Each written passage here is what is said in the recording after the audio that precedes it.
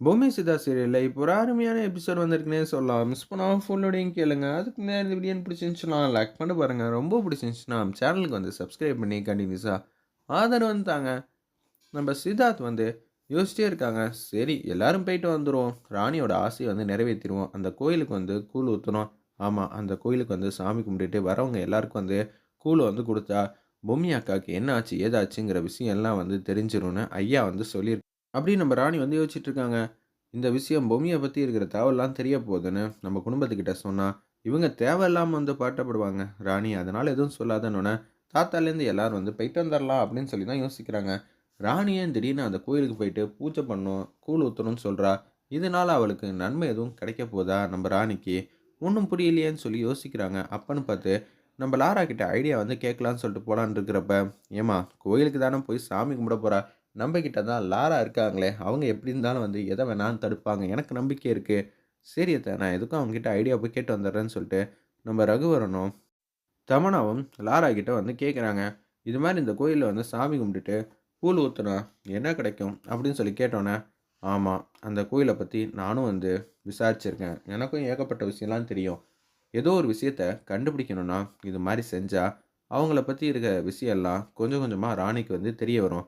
அப்ப நான் பொம்மிய கூப்பிடுறதுக்காக தான் இது எல்லாம் இருக்குமோ! அப்படின்னு சொல்லி ரகுவரன் வந்து சொன்னனால, ஆமா நிச்சயம் இருக்கும். ஏன்னா ரொம்ப நாளா வந்து பொம்மிய வந்து காணோம். பொம்மை இருந்திருந்தானா, ராணிக்கு இது மாரிலாம் வந்து ஆக வந்து விட்டுருப்பாங்களா?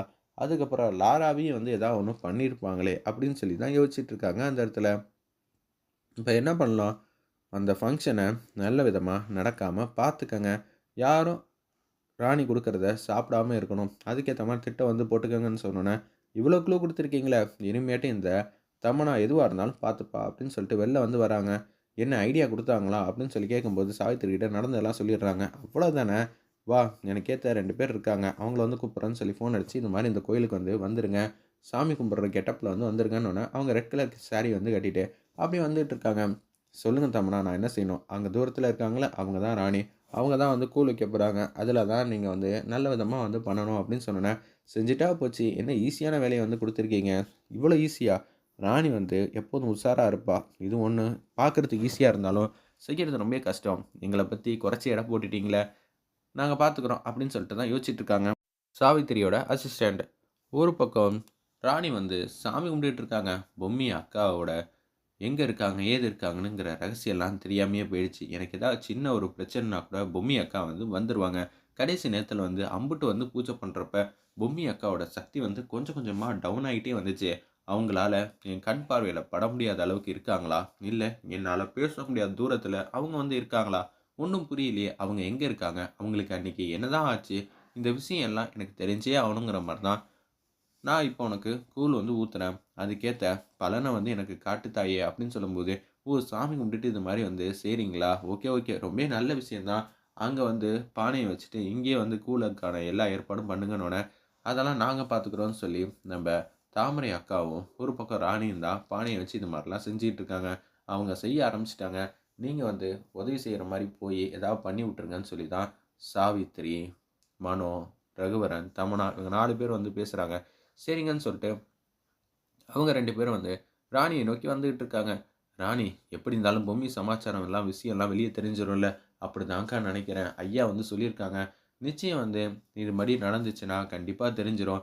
நல்ல விதமா இந்த ஃபங்ஷன் வந்து முடியணும்க்கா. முடிஞ்சதுக்கு அப்புறமேட்டுக்கு நமக்கு பொம்மி எங்க இருக்காங்க, ஏது இருக்காங்கன்னு தெரிஞ்சே ஆகணும். அக்கா சின்ன பிரச்சனைனா கூட வந்துருவாங்க. இவ்வளோ பெரிய பிரச்சனை வீட்ல நடந்துட்டு இருக்கு. எப்படி வராம இருக்காங்க? ஒண்ணும் புரியலையேங்கிற மாரி தான் யோசிச்சுட்டு இருக்கிறப்ப, அவங்க 2 பேரும் வராங்க. "நீங்க 2 பேரும் கூழ் வைக்கிறீங்களாம்மா?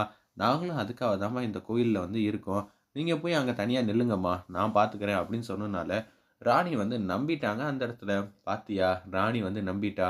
இது ரொம்பவே கஷ்டம்னு நெனச்சேன். ஆனா இவ்வளோ ஈஸியா இருக்கும்னு நெனச்சு கூட பார்க்கலன்னு" நம்ப தமன்னாவும், ரகுவரனும் வந்து யோசிச்சுட்டு இருக்காங்க. அப்பன்னு பார்த்து அவங்க பேப்பர்ல என்னமோ ஒண்ணு வச்சிருக்காங்க.